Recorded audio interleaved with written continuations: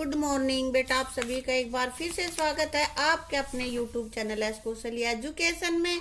और बेटा आज हम पढ़ रहे हैं हमारी 5th क्लास की ईवीएस का 20 लेसन।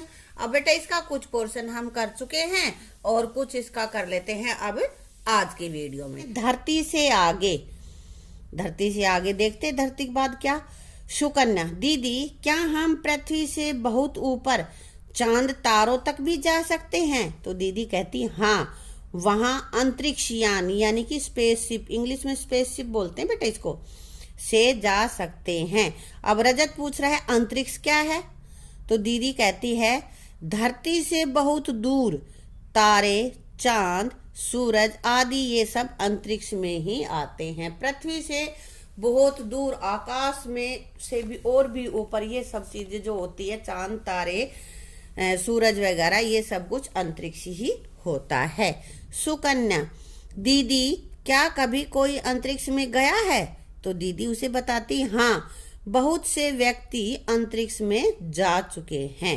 वहां जाने वाले सबसे पहले थे रूस के यूरी गैगरिन नाम के जो व्यक्ति थे वो सबसे पहले अंतरिक्ष में गए थे। उन्होंने सन 1961 में अंतरिक्ष की यात्रा की थी। अब रजत पूछ रहा है दीदी क्या चांद पर भी कोई गया है?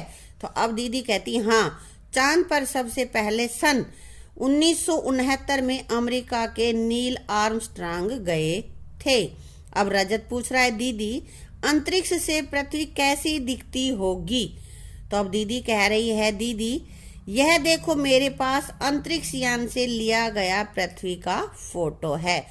जिस यान में बैठ के हम अंतरिक्ष में जाते हैं उसको अंतरिक्ष यान कहते हैं। तो कह रहा है कि अंतरिक्ष यान से पृथ्वी का जो फोटो लिया है वो फोटो है। देखते हैं कैसी है फोटो। देखो ये है पृथ्वी, ये इसमें अंतरिक्ष से ली गई है पृथ्वी की फोटो। देखो और बताओ क्या तुम अपने देश को इस फोटो में ढूंढ सकते हो? भाई, दिख रहा है कहीं तुम्हें? दिख रहा है। देखो इस तरह से ये भारत का नक्शा है, ये रहा। फोटो में समुद्र कहाँ कहाँ पर है? बताओ समुद्र कहाँ कहाँ पे है? जो ज्यादा ये नीला नीला काला काला सा दिखाई दे रहा है ये सब पानी है, वहां पे समुद्री हैं ये, ठीक है। ग्लोब और इस फोटो में क्या मिलता जुलता है और क्या अलग अलग है? ये बेटा हम लिख के ना फिर बताएंगे आपको। रजत, दीदी क्या मैं भी अंतरिक्ष में जा सकता हूँ? तो उसकी दीदी कहती है हाँ हाँ, क्यों नहीं।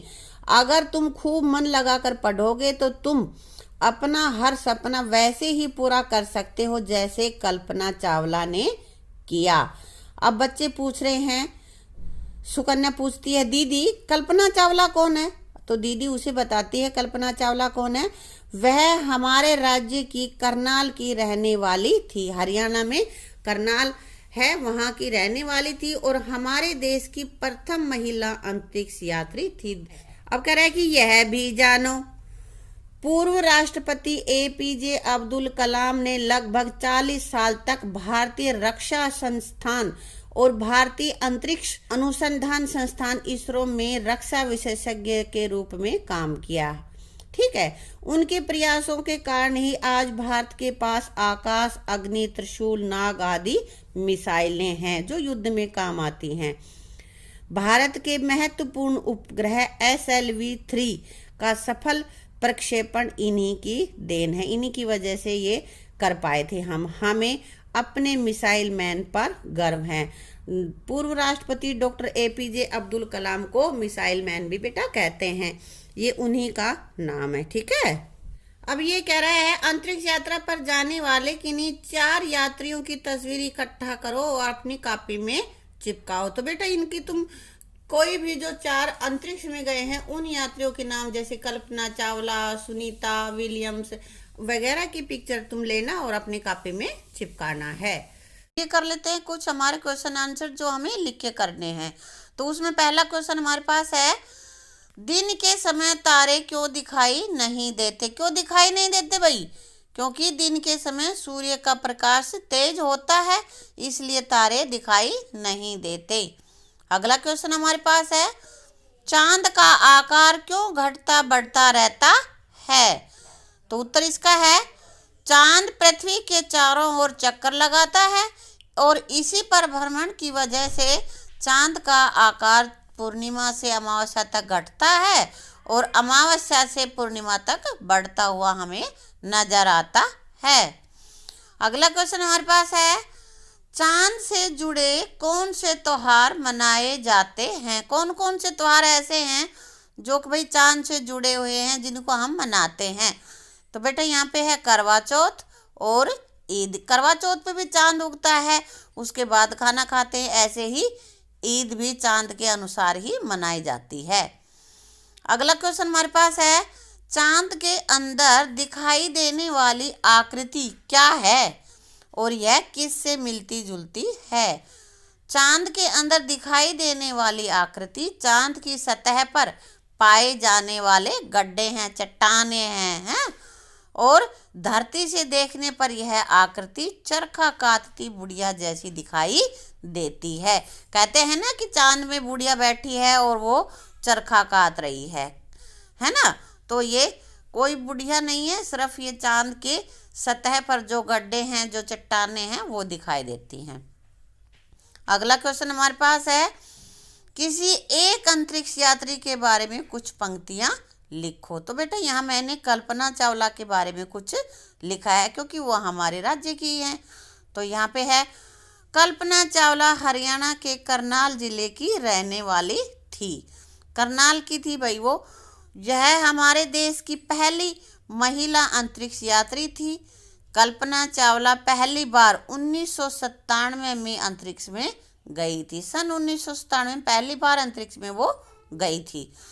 सन 2003 में दोबारा अंतरिक्ष में गई, परंतु जब वापस आ रही थी अंतरिक्ष से तो उनका विमान दुर्घटनाग्रस्त हो गया और उनकी सभी साथियों सहित मृत्यु हो गई। दुर्घटना की वजह से उसमें आग लग गई और वो जितने भी यात्री उसमें सवार थे सभी मारे गए। ठीक है। आगे है रजत। दीदी, अंतरिक्ष में जाने के लिए कल्पना चावला ने क्या किया था? तो अब दीदी बता रही है, अपने सपने को पूरा करने के लिए उन्होंने खूब पढ़ाई की और तैराकी, स्कूबा ड्राइविंग, कमर्शियल पायलट की ट्रेनिंग भी ली। अब अंतरिक्ष की तैयारी हो रही है भाई, तैयारी अंतरिक्ष यात्रा की। 1994 में अमेरिका की संस्था नासा द्वारा कल्पना चावला का अंतरिक्ष यात्रा के लिए चयन हुआ था। उसके बाद वे दिन रात अपने आप को अंतरिक्ष यात्रा के लिए तैयार करने में जुट गई। उन्होंने जेट विमान व सुपरसोनिक विमान चलाना, पैराशूट जंपिंग सीखी। ये चीजें जो हमें अंतरिक्ष में जाने के लिए जरूरी है, ट्रेनिंग का हिस्सा है, वो चीजें उन्होंने सीखी।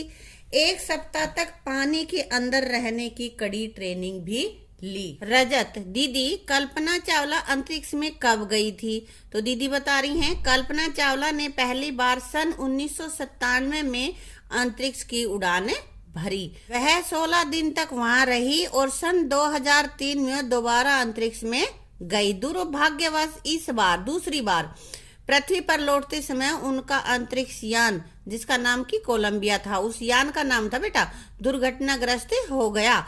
उसने अपने सभी साथियों की तरह कल्पना चावला भी जीवित नहीं लौट सकी, क्योंकि विमान दुर्घटनाग्रस्त हो गया और सारे उसमें जो यात्री थे, जो भी अंतरिक्ष यान में थे, वो सब मर गए।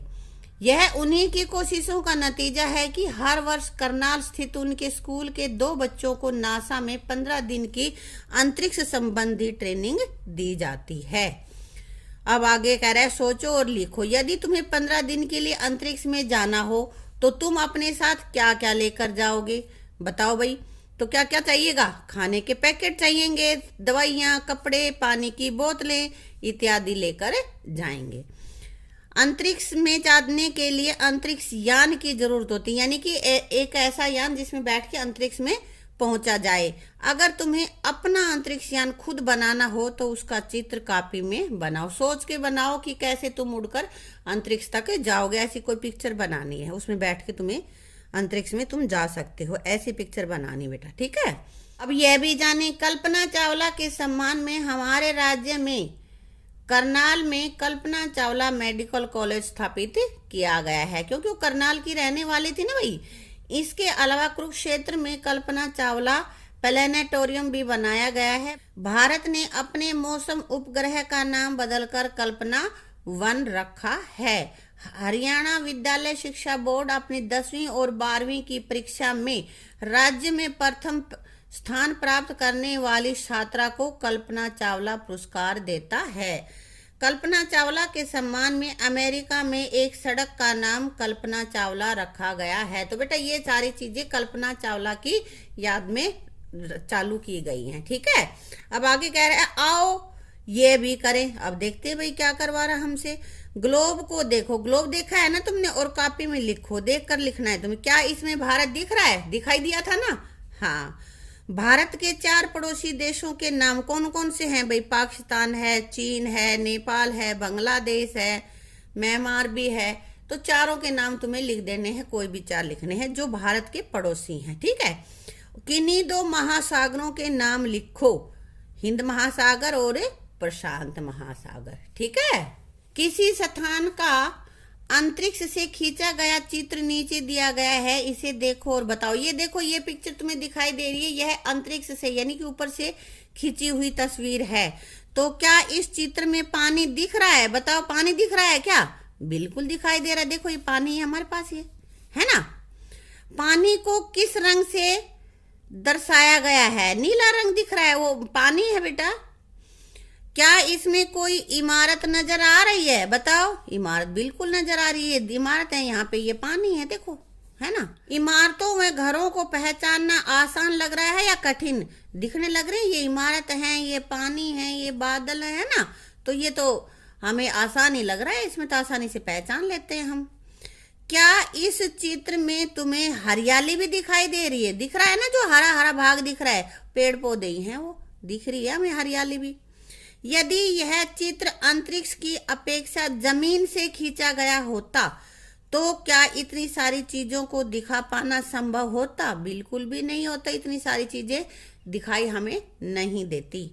भूकंप या बाढ़ आने की स्थिति में कौन से चित्र ज्यादा मददगार होंगे? हवाई चित्र जो कि ये खींचा हुआ है ऊपर, या जमीन से लिए गए चित्र? हवाई चित्र ज्यादा अच्छे से बता सकेंगे कि भाई कहाँ पे ज्यादा पानी भरा हुआ है, कहाँ क्या नुकसान हो रहा है। ठीक है, अब आगे कह रहा है टीवी पर मौसम का हाल बताने के लिए अंतरिक्ष से लिए गए हवाई चित्रों का इस्तेमाल किया जाता है। मौसम का हाल बताते हैं ना कि आज वहां पे बारिश होगी, वहां पे धूप खिली रहेगी, ऐसा कुछ बताते हैं ना। तो यह सब बताने के लिए क्या होता है बेटा?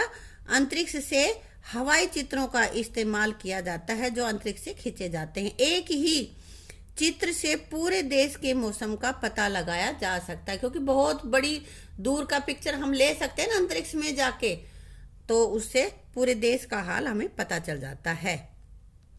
आगे है दिए गए शब्दों से खाली स्थान भरो। देखो ये दे रखे हमारे पास तारामंडल, ध्रुव तारा, यूरी गैगरिन, नील आर्मस्ट्रांग और कल्पना चावला, ये हमें भरना है। डैश भारत की पहली महिला अंतरिक्ष यात्री थी, कौन थी?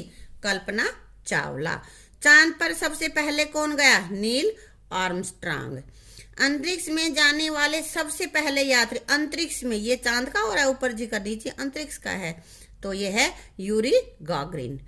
हमेशा उत्तर दिशा में रहता है, कौन सा तारा है जो उत्तर दिशा में ही रहता है हमेशा? ध्रुव तारा। सप्तऋषि एक है, क्या है? तारामंडल। सप्तऋषि एक तारामंडल है। अब बेटा आगे यहाँ पे देखो, पिक्चर देखो, समझो और उसको लिखो, सब उड़ने लग रहे हैं। तो इस चित्र को देखो, इसमें गोलू की कक्षा एक अंतरिक्ष यान बन गई है, यानी कि यान में सब कुछ ऐसे उड़ता रहता है, धरती का जो आकर्षण बल है वो कम हो जाता है ना। देखो सब कैसे उड़ रहे हैं। अब तुम भी अपनी आंखें बंद करो और सोचो कि तुम्हारी कक्षा भी एक अंतरिक्ष यान बन गई है, वहां भी सब कुछ उड़ने लग रहा है। तो कल्पना करो और साथियों से चर्चा करो, क्या तुम कहाँ हो, अपनी जगह पर या हवा में? भाई जब अंतरिक्ष यान में आकर्षण बल खत्म हो गया तो तुम धरती पे रुक नहीं सकते, तुम तो उड़ रहे हो, हवा में है। बालों का क्या हाल है? बाल भी उड़ रहे, देखो यहाँ पे उड़ रहे हैं ना सब कुछ, देखिए उड़ने लग रहे इनके। अपने दोस्त को कॉपी देने कैसे जाओगे? उड़ते ही हुए जाओगे, पैदल तो चला ही नहीं जाएगा, जमीन पे तो टिक ही नहीं पाओगे। अध्यापिका जी कैसे पढ़ा रही हैं? कैसे पढ़ा रही हैं? उनका चौक और डस्टर का सब कुछ उड़ रहा है, डस्टर भी उड़ रहा है, अध्यापिका भी उड़ रही। देखो यहाँ पे पिक्चर में देखो, उसी तरह से तुम्हारी कक्षा का हाल होगा। पानी की बोतल का ढक्कन खोलते ही बुलबुलों की तरह हवा में उड़ने लगा है, पानी उड़ने लग गया। अब पानी कैसे पियोगा? यहाँ पर पानी पीना बड़ा मुश्किल हो जाएगा, क्योंकि पानी मुंह में जाएगा ही नहीं। बड़ी मुश्किल से भाग भाग के कोई घूंट पी जाएगी। कभी बूंद मुंह में आ गई, कभी नहीं आई, है ना। तो बेटा ये था हमारा पूरा लेसन, पूरा हो जाता है यहाँ पे। अब बेटा इसको अच्छे से सभी वीडियोज को देख के ना अपनी नोटबुक में लिख लेना और इसको लर्न कर लेना, ठीक है। Thank you.